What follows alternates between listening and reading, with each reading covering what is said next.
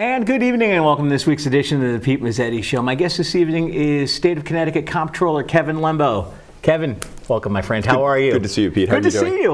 I'm well. Good news. Exactly. So it's been a while since we've sat down and done this little... It has. I'm sorry for that, but that's okay. Busy times, clearly. There's always something happening in Hartford. It is. Well, since last time you and I sat down most recently, what's been going on up in Hartford? Well, we just finished a legislative session. Right. That is always a busy time because in addition to the work of the Comptroller's office that keeps me busy, baseline very busy, having the legislature in session brings lots of bills to review. We have our own legislative agenda, so it's a very busy time. But it's over. Well, the legislative session is over, and now it's part of my job to unpack some of the things that the legislature did and try to figure out what are the implications of these. Are there things that the agency needs to be doing? Are there fiscal implications to some of the bills that they've passed? So, complicated, sort of not always very exciting, but important work to make sure that we have the right budget forecasts and fiscal picture. Exactly. And how's the fiscal picture looking? Right now I reported about a $385 million budget deficit for this fiscal year, the one that ends June 30th of 2018. Right. That deficit went from about 130 million to the bigger number, mostly because the federal government hasn't let the states know when they're going to approve the new federal reimbursements for hospitals, like in the Medicaid program. So under Connecticut law, we need to start paying at a higher rate, and until we know that the feds are going to start feeding that money back down, their share at least of it, Connecticut's going to have to cover that in the short term. So the hope is that they will get that done before June 30th, but always plan for the worst and be surprised when something good happens. Exactly. So, but one way or another, that money will come in. It's just a question of will it add to the deficit this year, or will it be an increase in next fiscal year that begins July 1? Exactly. And how once it's July 1st of next year, how's everything looking? Still challenging, but the legislature took that second year of the budget. We have a 2-year budget. Right. They took the second year and made modifications to it. Right. Some of the positive column, some of the debit column, but they brought it more close to balance, and that's a good place to start. The state saw in this fiscal year, particularly around the close of the last calendar year, so right around December 31st, a big flow of revenue into the state. Revenue that I would call one-time revenue by any definition. There is an opportunity in federal tax law that allowed hedge funds, for example, to what they call repatriate money back to the state, money that they've held in offshore accounts. They were able to bring it back in without penalty, and that obviously helps a state like ours that has a tax on that. So because of the law now that requires money be transferred to the rainy day fund, when you have big influxes of money like that, we're going to go in the rainy day fund from a balance of about 120 million to 1.5 billion. Wow. So that's still about half of what we need to have in that savings account to weather the next economic storm. But it's hard to watch that much money go into the savings account when the checking account may be overdrawn in the short term. But the good news is at the end of the fiscal year, when I certify the final number, whether it's positive or negative, if it is negative, then we draw down a small portion of that money from the savings account to zero out this year. Exactly, and then next year will hopefully be a little bit better, and the forecast will look a little bit better. Yeah, look, when you look at the withholding tax, which is that portion of the income tax mostly tied to folks who are paid on a every 2 week, every month basis, that piece that they hold back out of your check every period, there's been an uptick in that. Now that's a reflection of employment. Right. It's also a reflection of some increases in pay that people are getting. And that number was sort of flat. It was certainly negative for a while, but it was flat for a bit.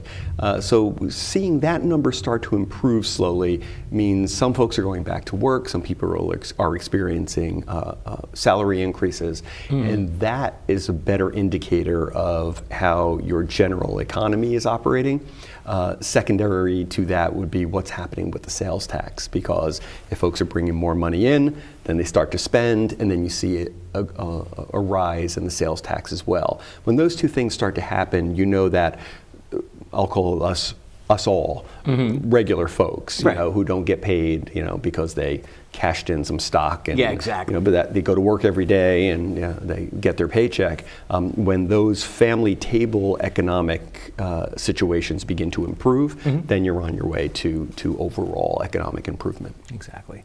And before I forget, I owe you a congratulations, because I guess this past weekend you got the nomination to run again for comptroller. I did. From the State Democratic Party. I did, So yes. congrats. Well, thank you very much. Congrats. My third time before the convention, and had no opponent, no challenge at that point, which was gratifying. You know, sometimes you wonder if the hard work that you do, you know, if folks are noticing. But it was a very good day, productive. But like most conventions, had its moments where there was some pushing and shoving on other races. But I think we're going to end up in a very good, very strong place. But you know, we'll see. It's an election, and anything can happen. It is, and I'm sure it was a little bit more fun up at the convention center this year. More fun for me, because I didn't have to fight with anybody about the nomination. I'm sure those who were in like a four-way fight to get the nomination didn't consider it a happy day. No. I'm going to say, I'm sure you spoke. I'm sure you addressed the delegation. I did. After they voted to have me represent the party in the next election, I was able to take the stage. Nancy Wyman, the lieutenant governor, nominated me. Oh, nice. And our youngest son, Jordan, who is a brand new voter, seconded my nomination. And I have to tell you, just as a side note, not to be the proud papa, but but go ahead anyway. But you know, as an 18-year-old kid, I don't know that I could have stood in front of 2,000 people and spoke in any meaningful way. And he did a bang-up job. Did he do okay? Yeah, he did better than okay. So some commented that he did better at 18 than some of the 50-year-olds who've been in politics for 25 years did. So maybe he's got a future. I don't know. I know. I would probably advise against it, but that's a whole other question. Exactly. So he actually gets to see you on the campaign trail, which absolutely. I'm sure he has. And absolutely. I'm sure. What's he think? About the election? Yeah. Look, he's biased, right? I'm his dad, and I think he thinks I'm doing a good job, so he doesn't understand why anyone wouldn't agree with that. But exactly. But he also understands that election year, we call it the silly season, and mostly because, like in my case, I know as I go around during the course of a term, I'll have both Democrat and Republican first selectmen or representatives, say how much they like working with me, how fair I am, how balanced, how I always tell the truth, even when it puts me in conflict with my own party. And then we get into the silly season, and suddenly, that doesn't exist. Like, it's all right. Everybody gets into their tribe, and everybody's going to just sort of throw rocks at each other. It's not great for the electorate. It's really not what they want. They want us to debate ideas.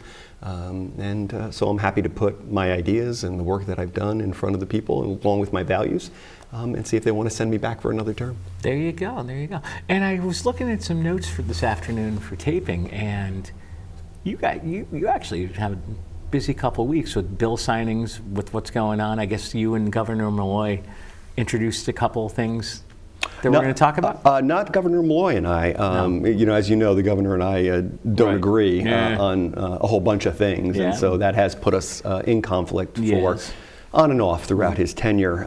But State Representative Sean Scanlon, who's my state rep in Guilford. I was going to say from Guilford. Right, who happens to be the chair of the Insurance Committee, took a bill that we drafted in my office, and together we were able to push that through, and it led to groundbreaking legislation for the people of the state of Connecticut to get at the issue of price spiking in pharmaceuticals. So you'll remember the pharma bro, that said he had a pharmaceutical company, but all he did was get the rights to sell something, or the EpiPen scandal, when you had folks who have allergies and need an EpiPen, and went from paying $100 to $600 or $1,000. No. So this gets at that. It says to the big pharmaceutical companies and the big insurance companies, fine, if you need to increase your prices, we get that's going to happen. Right. But if your prices increase above a certain threshold, you're going to have to explain to the state of Connecticut and the people of Connecticut what goes into that price increase. Is it the raw material, the chemicals that go into making the medication, or is it the devices that they use to deliver it, or is it to hire more lobbyists or put more televisions on, more commercials on television? And so I think it will hold folks accountable, and it also brings some greater transparency. I mean, we often think about the big pharmaceutical companies make a pill, for example, and the end user is the patient who takes the pill. But there is a lot between those two stops. Of course there are insurers and people who buy in bulk and then resell, and each one of those elements takes value out of the system and takes money out of the system, to the point where the bottom user who's trying to get access to the medication in some cases has to walk away from the pharmaceutical counter because they simply can't afford it. So we can't say they can't do that. Federal law limits a lot of what we can do, but it certainly is a situation where we can shine a big old light on who's getting paid and who's not. Exactly. What else happened this session that we want to talk about? Oh gosh, well, there was a lot going on around budget conversations. There was a lot going on around issues like pay equity and some other things, and so it was a busy session. But I would say, generally speaking, and in particular because the close margins in the Senate and the House, folks worked together, and I think the people of the state appreciate that. Not that we always agree on everything, but it's good to see people working together when they can, and only fighting about that narrow group of things where values conflict or people just can't live with it. So, but like everyone else, I'm happy the session's over. Until May. Until January. Or February. I can't remember when they come back next time. It's long session. Oh, it's long session? Yep. Now, how do they figure out long session, short session? It alternates. So next year it'll be a budget year. So we'll be doing a 2-year budget, and that'll be the long session. Exactly, and obviously we'll have a. You know what, Kevin? Would you mind sticking around for another segment? Happy to. We'll be right back. Great, thanks. They said I have troll teeth. That my voice sounded like a possessed baby doll. That no one would ever love someone as stupid as me. That I was fat, ugly. Disgusting.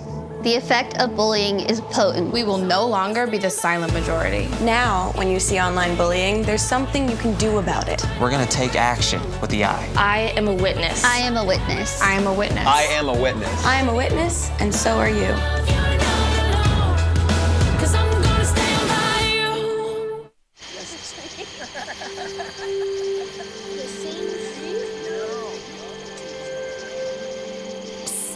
They're coming.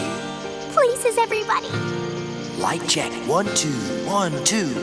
Everything looks good on our end. And lights.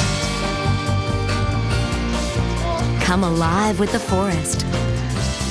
Visit discovertheforest.org to find a forest near you.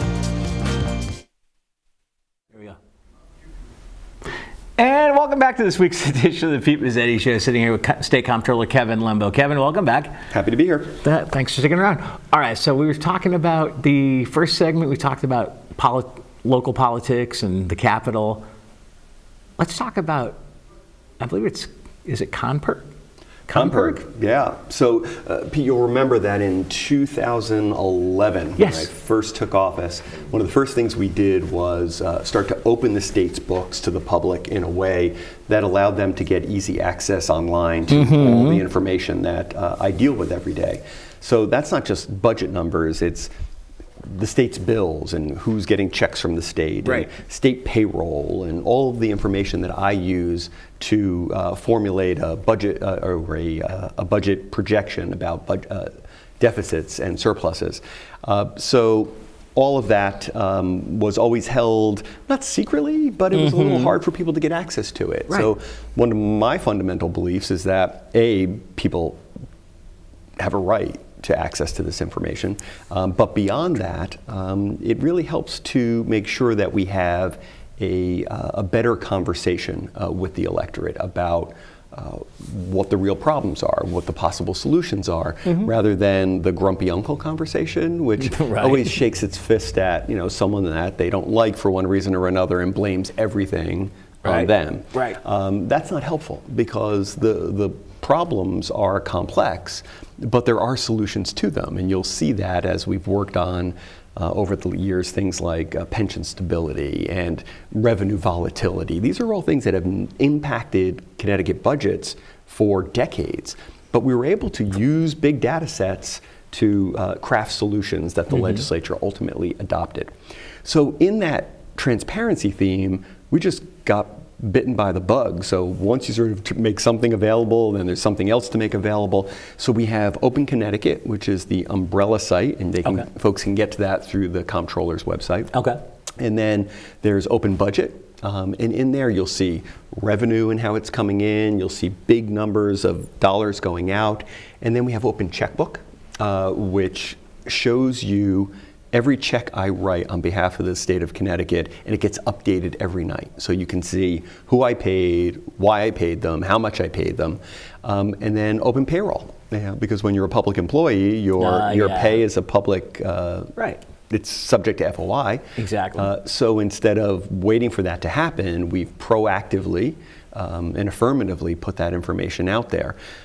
I'm not under any illusions. I don't think people are saying, hey, honey, what do you want to do Friday night? And the answer is, hey, let's go look at the transparency site, right? That's kind of nutty. But some people do, maybe not on a Friday night, but they go in and they look at that information and they draw their own conclusions.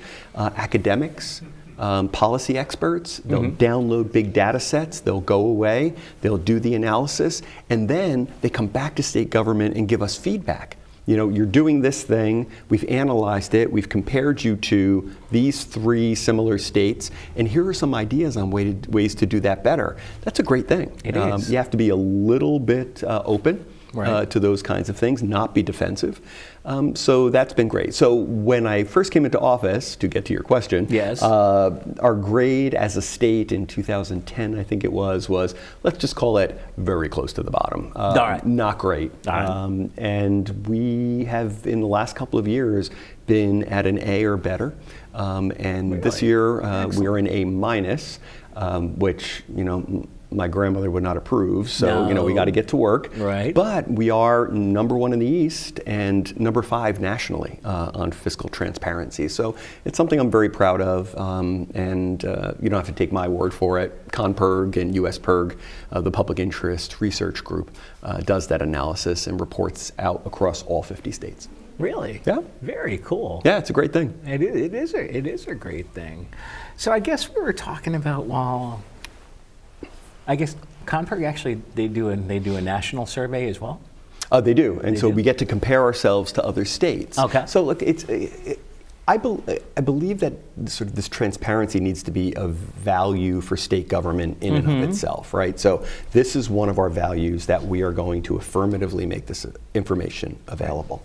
But there's real practical applications for this, not only, as I've already explained, when outside groups partner with us, but for example, in my first term and then in my second term, I tried in 2 different ways to get to more information and a better understanding about how the state performs economic development activity. Okay. So we've all heard it happen, right? The pizza joint in town gets a $10,000 grant from DECD, the Department of Economic and Community Development, and everybody's very happy because money came to town.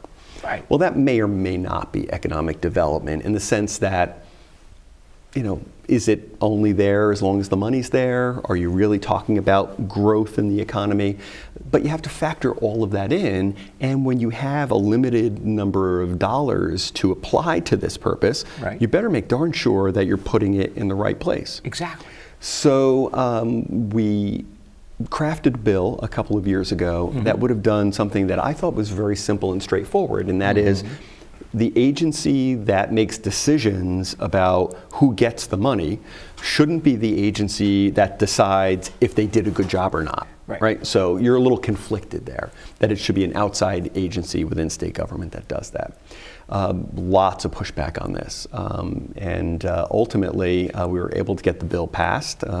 We faced a gubernatorial veto. It got a little bumpy there for a while, really? Mostly because people don't want to take the chance that you're going to find something that they haven't found themselves. So fast forward, the Auditors of Public Accounts, which is an independent auditing arm of the state, is now auditing the Department of Economic and Community Development's activity.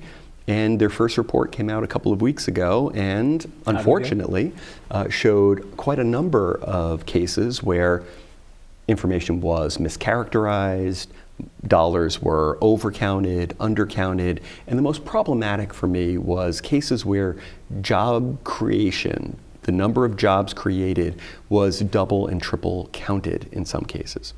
So really? Now, it's easy to say, okay, look, we suspected this was going to be a problem. Right. We win because now we've shown there's a problem. That wasn't the point. The point was, okay, now we know. Now the legislature actually has actionable information upon which to change the way we do business. Right? And with the right governor in the new term, they can change the path of the way this agency operates. But now they've got the information to do it. So there will be a public hearing sometime in the next 45, 60 days, something like that. Sure. And the legislature's committees of cognizance, so finance and commerce, they will all come together. They'll have to review this. DECD will have to come and explain. And people like me who sort of have ideas on ways to make that better and more accountable will be able to have that input. But we never would have known any of that had we not started fighting for transparency back in 2011. So anybody who thinks this is boring stuff, I don't know. Exactly. I would disagree. Exactly. Now let's talk, I know we talked about it in the first segment, let's talk about the bill that you and Representative Scanlon worked on together. Yeah, well, that's the bill that really requires that there's transparency around the wealth exchange, that those that raise their prices very high in any one year would have to be accountable and explain that. And then there was another piece of the bill that actually didn't pass. It was in my original draft, and that is, if you're in a high deductible insurance plan, so let's say January 1st comes and you have a high deductible. So you go to the pharmacy counter, and let's say you have a medication that you need to take. Right. Well, you're on the hook, essentially, until you meet the deductible. The problem with that is, unlike in the healthcare setting or in the hospital setting, at the pharmacy counter, the patient doesn't get the benefit of the negotiated price. Right. So nobody pays retail, right? So they negotiate prices, and my view is the patient should pay the discounted price that's been pre-negotiated, as if they were in their benefit. Exactly.